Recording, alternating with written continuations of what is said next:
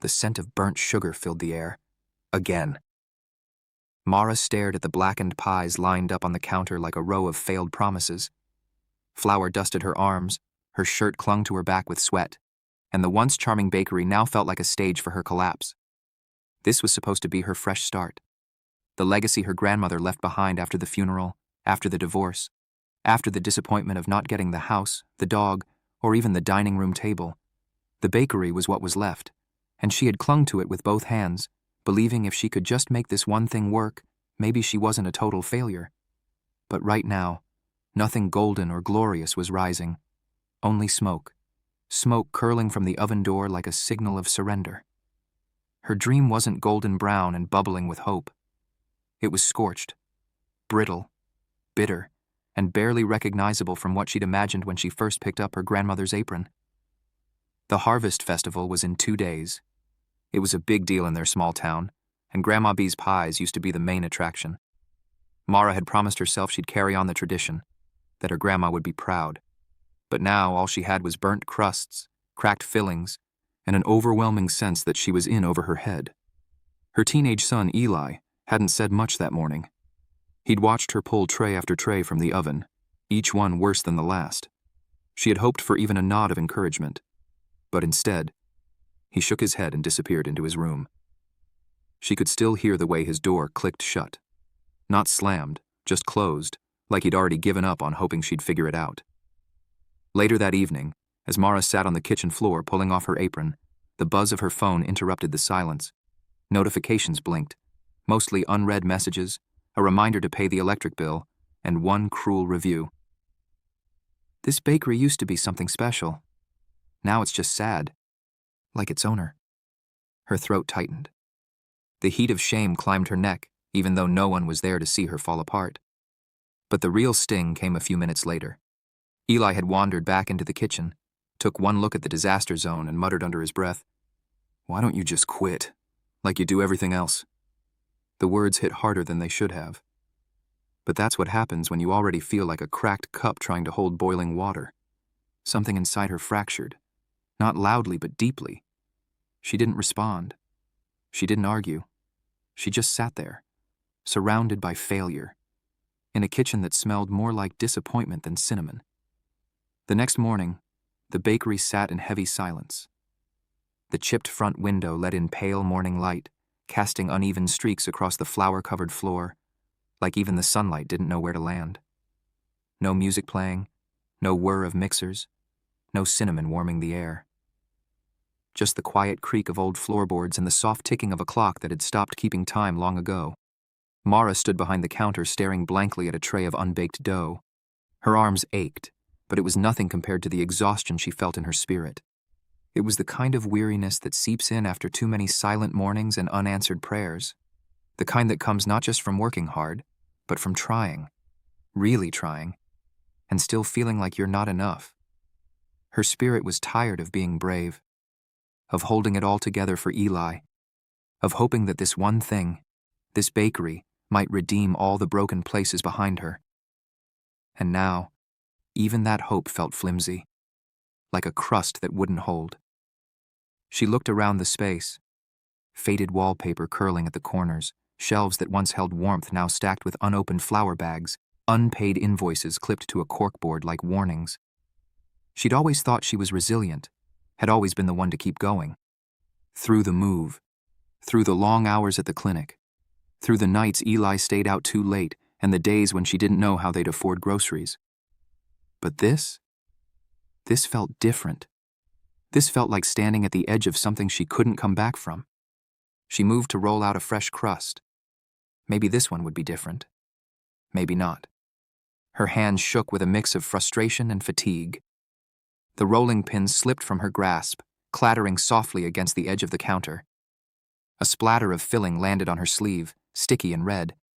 She stared at it. The vibrant stain looked like a wound. She thought of her grandma's hands, steady, worn, strong, always guiding, always teaching. Mara's hands, by contrast, trembled. Without thinking, she hurled the rolling pin toward the wall.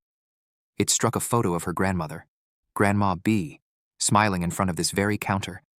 and the frame clattered to the floor. Mara gasped and ran to it, heart pounding with the guilt of that unintentional betrayal. The glass had shattered.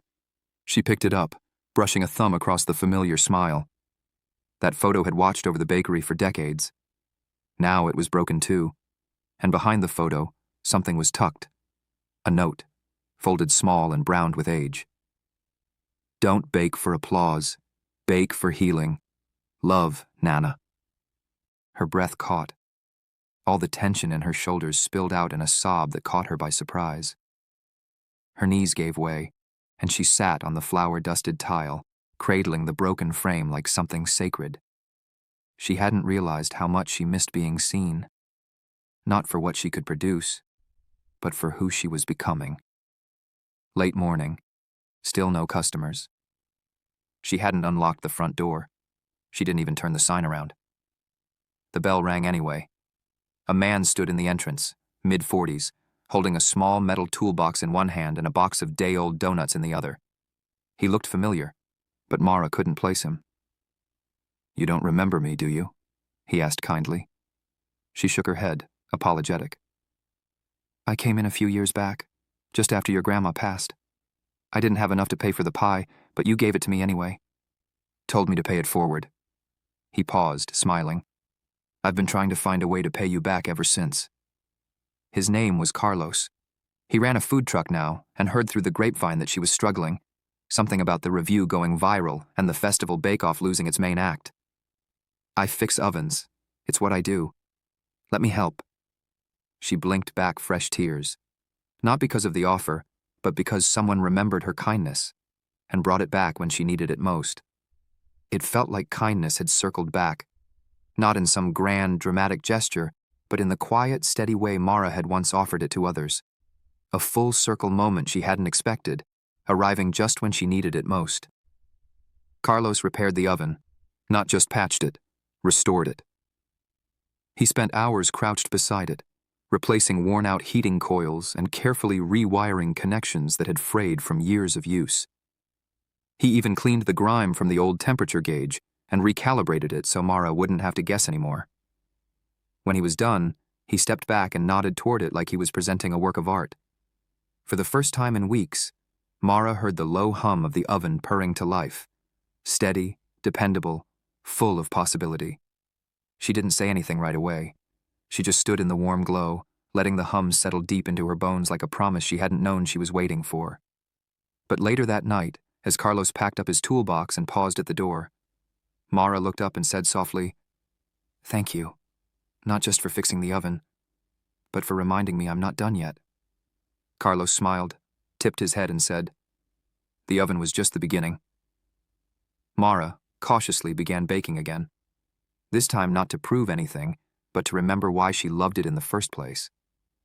She dug out her grandmother's old notebook, the one filled with smudged ink, oil stains, and notes scribbled during years of early Saturday mornings in this very kitchen. She ran her fingers over the smudged ink and remembered watching her grandma hum as she kneaded dough, whispering prayers over pies as if the crust itself could carry comfort. It was subtle at first. A few days after the oven was fixed and the note was tucked into the register, Eli had come downstairs late one night to grab a snack. Mara was still in the kitchen, wiping down the counter. She expected him to grab a soda and retreat, but instead, he paused, watching her. "You're still trying," he said quietly, almost like it surprised him. Maybe it did. Not because she had a history of giving up, but because he never truly understood the weight of the choices she'd made. To him, moving towns, changing jobs, walking away from things that weren't working looked like quitting. But for Mara, every decision had been about protecting him, about surviving, about keeping them afloat when everything around them was sinking. He hadn't seen the strength in that yet. But now, here she was, still in the kitchen hours later, wiping down the counter with a quiet steadiness that felt different, like someone who was finally planting her feet instead of running. She looked up, unsure how to answer. He didn't wait for one, just nodded once and went back upstairs. The next morning she saw him standing by the front window, watching the morning light stretch across the sidewalk like it used to when he was little. Maybe something about the air had changed. Softer, safer. Eli stayed distant, but one afternoon she found him sweeping the front steps without being asked, then labeling pie boxes with crisp new stickers, baked with grace. He had designed and printed them himself, simple white labels with soft blue lettering and a little heart in the corner. She hadn't asked him to do it. When she noticed them, her eyes widened. "Did you make these?" He just shrugged, like it wasn't a big deal. But it was. She saw the shift, not just in the stickers, but in him. He hadn't said he was proud of her, not yet. But he was showing up, and that meant something. End of part 1. Sometimes the most beautiful turnarounds begin with the quietest repairs. An oven humming again, a heart slowly opening, a sun beginning to watch instead of walk away. Stay with us as part 2 begins, where grace meets imperfection, and healing takes its first real steps. The air still smelled faintly of burnt sugar and hope. But this time, there was something new mixed in. A whisper of cinnamon, a hum of warmth from the oven, and the soft rustle of a page turning in her grandmother's old recipe notebook. Mara stood at the counter, apron tied tighter than usual, sleeves rolled to her elbows, brow furrowed in quiet concentration. She was baking again, not out of desperation, not to impress, but to remember, the way her grandmother's hands moved through dough like prayer, the quiet joy of warm bread on a cold morning, the peace of being kneaded without being perfect. To remember why she ever loved this in the first place. The pie crust beneath her fingers wasn't perfect. It tore slightly at the edge when she crimped it, but she didn't toss it out. She mended it with a dab of water, pressed gently, and moved on, just like she was learning to do with everything else. She had spent so long trying to hold everything together, the bakery, her family, her own quiet unraveling, that she'd forgotten what it looked like to gently mend something. That small repair, pressing torn edges back together with patience and care, felt like a metaphor her hands understood before her heart could catch up. She didn't need to start over completely. She just needed to be willing to work with what was still good. The bakery was quiet, but not in the same aching way it had been. Now, the silence felt full, like a song waiting to start, like the hush before morning light spills across the sky. It was the kind of silence that listened back. Carlos had stopped by twice since fixing the oven, once with fresh apples from a roadside stand, and once just to see how things were going. He never stayed too long, never overstepped. He always came with something small. Cinnamon sticks, a new whisk, a word of encouragement. Mara didn't know what to call him. A friend? A rescuer? Maybe just someone who understood what it felt like to be seen at your worst and still be offered a hand. Each time he left, he reminded her, it doesn't have to be perfect, just honest. Those words echoed in her head as she mixed batter and rolled dough. Honest, not polished, not magazine-worthy, just real. She had printed a small sign and placed it in the window beneath the chip in the glass. Coming soon, second chance Saturday. Nothing flashy. Just a few words that felt like they mattered. Like they meant she wasn't done yet. It wasn't a sale or a gimmick. It was a promise. A promise to herself, to her son, and to anyone who had ever needed to try again. Second Chance Saturday wasn't just about pies. It was about reopening more than a business. It was about reopening her heart to the idea that broken things could still be beautiful, that flawed could still be faithful, and that sometimes the second try is when the real healing begins. Eli hadn't said much about it, but he hadn't rolled his eyes either. And that was something. On Thursday afternoon, she found him rearranging tables, quietly, thoughtfully, like someone preparing a space for people to feel welcome. He didn't make a show of it. He just moved a centerpiece slightly to the left, wiped dust from a chair leg, stepped back, and nodded to himself. He didn't know she was watching from the doorway, a ball of dough in her hands. Mara tilted her head, studying him. There was something softer about him now, though she couldn't quite name it. You know, she said gently, you don't have to do this. He didn't look up. I know. But he kept sweeping anyway. And for reasons Mara couldn't fully explain, that small, silent act broke something open in her. Not in a painful way, in a way that made room. Room for healing, room for grace. Watching him quietly take ownership of the space, helping her without being asked or expected to, It warmed her in a place she hadn't let herself feel in a long time. This wasn't just about brooms and dust. It was about trust beginning to return, about a boy becoming a young man, and about a mother realizing that maybe she hadn't lost him after all. Something between them softened in that moment. Not because he said the right words, but because he showed up. That evening, she paused in the doorway of his room. He was at his desk, hoodie half-zipped, earbuds in. She didn't say anything, just left a plate of warm cornbread on his dresser and walked away. A few minutes later, when she passed by again, the plate was empty. There was something peaceful and healing in the silence between them. Not heavy, not empty. Just unspoken understanding, like they both needed the quiet to speak what words couldn't yet say. That night, she stayed up late writing out recipe cards by hand. Not the way Grandma B had done them, looped cursive and smudged corners, but her own way, her own voice. She even added a little note at the bottom of each. Made with heart, not perfection. The phrase became her quiet mantra. Every time the crust cracked or the filling spilled, she whispered it to herself like a prayer. She was no longer trying to replicate her grandmother's legacy. She was trying to live her own. Messily, tenderly, truthfully. On Friday, she spent most of the day prepping. Flour dusted the counters. The old mixer rattled like a loyal friend. The windows were open, letting in the scent of damp pavement and autumn air. She played a playlist her grandmother would have hated, a mix of indie folk and soft gospel, but it kept her moving. She burned the first batch of pecan pie bars. She didn't cry. She just started again. As she pulled the first good pie from the oven, she felt something loosen in her chest. Not anxiety, not fear. Something lighter, maybe even peace. The sun began to set, casting golden light through the cracked window. She sat by the front counter with a mug of tea, watching dust dance in the air. The bakery was still. Quiet, but not empty. She liked the way that felt. Eli walked by, glanced at her, and for the first time in what felt like forever, sat beside her. Not across the room. Not in passing. He sat with her.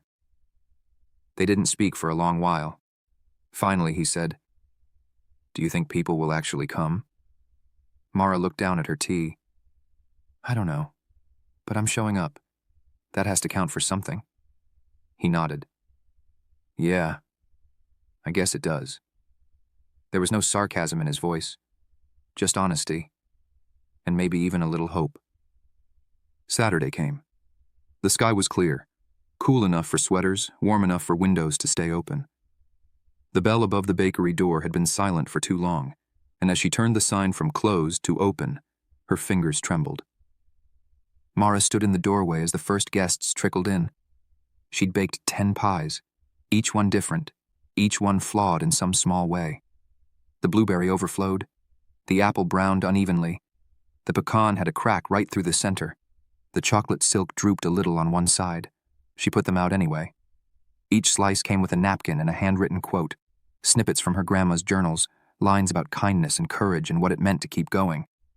Her grandmother's wisdom lived on, not in a plaque or photo, but in every bite passed across the counter. People came, not in droves, not with fanfare, but enough. A woman from church brought her grandson, who stared in awe at the pie tower and whispered, "Are these magic?" A retired teacher came with her crossword puzzle and stayed for hours, filling squares and sipping cider. One man, who looked like he hadn't smiled in months, asked for seconds and whispered, "This reminds me of the pie my sister used to make before she passed." Mara nodded and quietly wrapped him another to take home. No charge. One elderly couple held hands the entire time they sat by the window. They shared a slice of cherry pie and didn't say much, but their eyes told a story Mara didn't need words to understand. 2 teenage girls took selfies in front of the pie case and tagged the shop online. By that evening, her notifications buzzed with pictures, hashtags, and kind messages. One simply read, "Come for the pie, stay for the peace." She caught sight of Eli standing near the register, watching her. Not judging, not retreating, just present. There was a softness in his face she hadn't seen in years, like he was seeing her for the first time, not just as his mom, but as a whole person. Later that afternoon, Mara found a folded note tucked under one of the mismatched plates. In unfamiliar handwriting, it said, "This pie gave me the courage to make a phone call I've avoided for years. Thank you for baking grace into the crust." She pressed the note to her chest. For a moment, she didn't move. The bakery buzzed around her. Laughter, conversation, chairs scraping against the floor. But she stood still, grounded in something special. It wasn't just about pie. It never had been. It was about presence, about showing up with what you had, even if it wasn't perfect. The window was still cracked. The table still wobbled. The pie crust still burned on the edges sometimes. But Mara? She was no longer trying to be perfect. She was building something honest. That night, after they had wiped down every table and stacked every plate, Eli lingered in the kitchen. He leaned against the counter, arms folded, watching her wrap the last pie. His hoodie sleeves were pushed up, and there was flour dust on his wrist. A tiny badge of honor. "You know," he said, "those stickers actually look kind of good on the boxes." Mara smiled without turning around. "Yeah, they do. I mean, not bad for a first run." She turned then, catching the faintest tug of a smile on his face. "You did good, Eli." He shrugged again. But this time, it didn't feel like dismissal. It felt like pride trying on humility. She reached for the box of labels, held it out to him. "Want to help me print more?" He took it, and stayed. They didn't say much after that. Just worked side by side, the hum of the oven still warm, the bakery dim but full. And in that silence, something new was rising. Something you couldn't see, but could feel. End of part 2. Some healing comes slow. Slice by slice, smile by smile, story by story. And sometimes, grace rises not in applause, but in a quiet room filled with the smell of something worth waiting for. Part 3 is next, where forgiveness is served and legacy finally takes root. It started with a breeze. Monday morning was cool, crisp, and golden. The kind of morning that made you pause without realizing why. Mara unlocked the bakery door before the sun had fully risen, and the wind caught it gently, opening it wider than expected. For a moment, she just stood there, letting it open, letting herself open. She stepped inside to the lingering scent of nutmeg and lemon peel. The air felt lived in, not stale, not chaotic, just held. It was the first day in a long time she didn't feel anxious. Her hands were still dusted with the memory of dough, but her shoulders didn't sit quite so high. The pie case was half empty from the weekend before. She could have baked more, could have rushed to fill it. But she didn't. Today wasn't about the rush. She flipped the sign to "Open for coffee and quiet conversation." By 9 a.m., the regulars began to trickle in.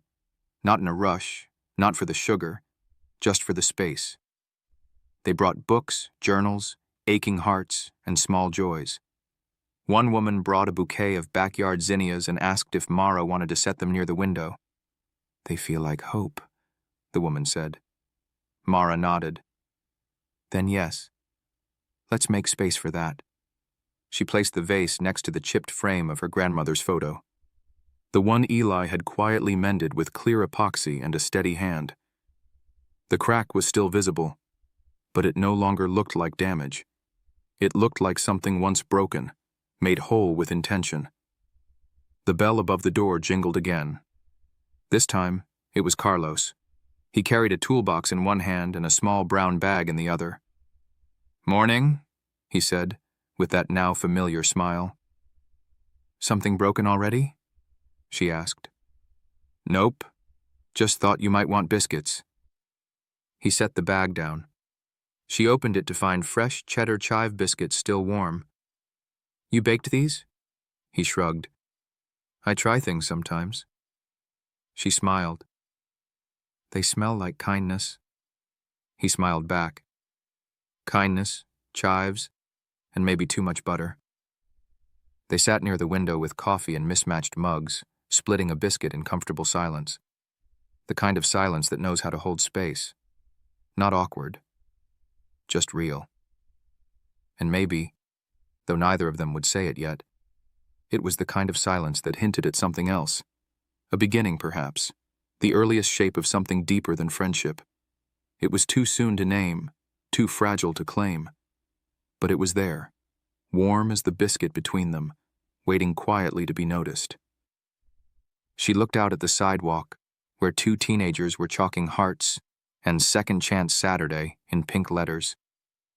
"You know," she said, her voice quieter, "I almost gave this all up." Carlos nodded. "I know. But I didn't.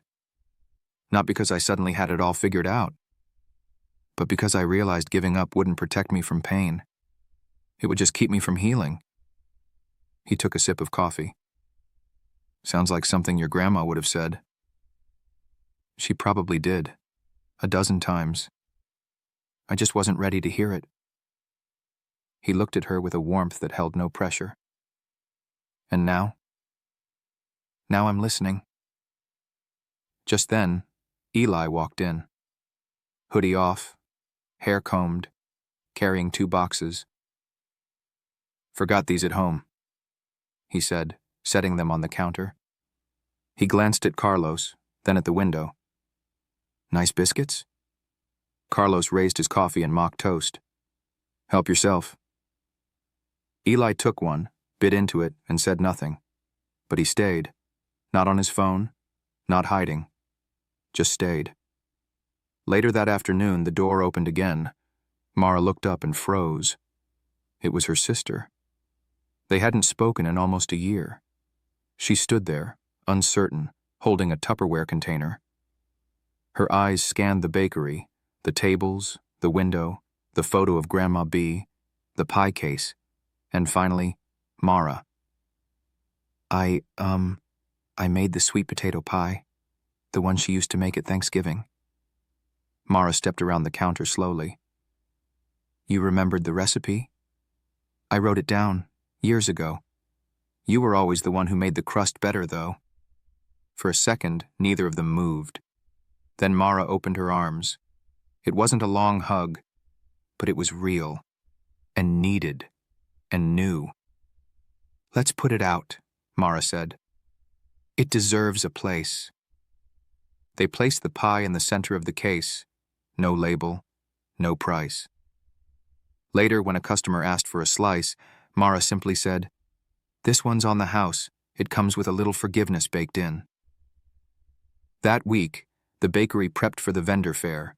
It was the biggest event the town had hosted in years, full of bustle, color, and second chances. Flyers were tacked up around light poles. Volunteers tied strings of paper lanterns across the park, and Eli helped hang a handmade banner above their booth. Grace served warm. On the day of the event, their little corner was filled with more than just pies. Mara brought tea cakes, fresh biscuits, and second chance cookies that were slightly cracked but still perfect in flavor. Eli had even set out a tip jar labeled, "For Dreams in Progress." The crowd was steady. Some stopped for sweets. Others stopped for the story. People asked about Grandma B, about the story behind the chipped glass, about the name. Mara didn't tell it all, just enough to say, "We're still healing, and we're still here." A local reporter snapped a photo of Mara and Eli at the booth, laughing over a lopsided pecan tart. The story ran the next day under the headline, "A New Rise, the bakery that brought a town together." That evening, as the sun slipped below the rooftops, Mara sat in the back kitchen, apron draped over a chair, her notebook open beside her. Eli sat across from her, icing the tops of mini loaves with a careful hand. "You still nervous about next weekend?" he asked. She looked up. "The launch?" He nodded. "Yeah. Second Chance Saturday. You've only talked about it 100 times. "Only 100? She teased, then grew quiet. "I just want it to matter. Not as a gimmick, but as something real. A day that says, we're still here. We're still trying." "It already matters," Eli said, placing a perfectly iced mini loaf on the tray. "People show up for it because you showed up first." "Yeah, 100 people. Big crowd." "I'm terrified," she said. He smirked. "You'll be fine. You made a whole bakery rise again." She chuckled. You mean stumble back to life in flower-streaked pajamas? Whatever. Still counts. She paused and looked at him. This boy who had once grown quiet and angry, now slowly blooming back into someone she recognized. Thank you for sticking with me. Even when I was hard to stick with. He shrugged, but it was different now.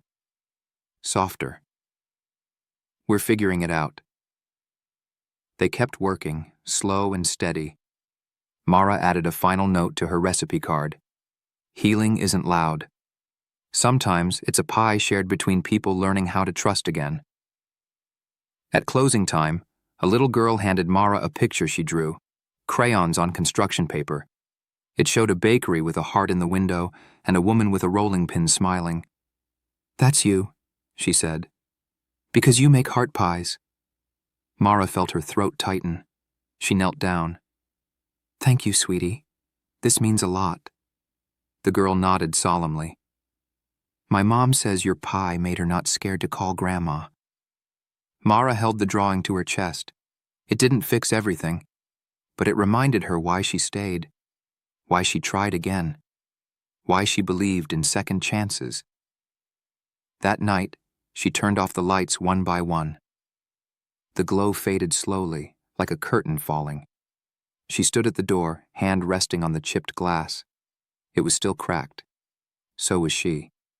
But both still let in the light. In the quiet after the last lock clicked, she stepped outside and looked up. The stars had started to appear, one by one. Tiny pinpricks of light reminding her that the night didn't erase the day. It simply made room for something new. She could hear laughter faintly from a nearby window. Someone had left a pie box on a bench, with her sticker still intact. A note had been scrawled in pen across the lid. Still warm. Just like your story. Mara smiled. Back inside, she scribbled a new recipe idea on a sticky note. Grace crust, buttery, imperfect, holds together anyway. She laughed softly to herself. She wasn't done yet. Later that week, she'd receive a letter in the mail. Handwritten, with no return address. Inside was a photo of an old kitchen table, and a message that simply read, I used your pie to make peace with someone I thought I lost. You gave us both a way back. Mara tucked the note into her recipe journal. Right next to the biscuit recipe Carlos gave her. Right above Eli's scrawl where he had doodled a crooked heart beside the words, Best chocolate chip cookies ever. She traced the edge of Carlos's handwriting, smiling. Whatever this was between them, quiet, steady, unhurried. It felt like the kind of story that doesn't need to be rushed. A friendship deepening by the day. A new chapter that would write itself, one shared biscuit and small kindness at a time. She had found her way back, not to what was, but to what still could be. The end. Some endings come softly, not with fireworks or fanfare, but with pie crumbs, healed hearts, and the gentle hum of life beginning again. And for Mara, this wasn't the end at all. It was the beginning of something honest, open, and beautifully unfinished.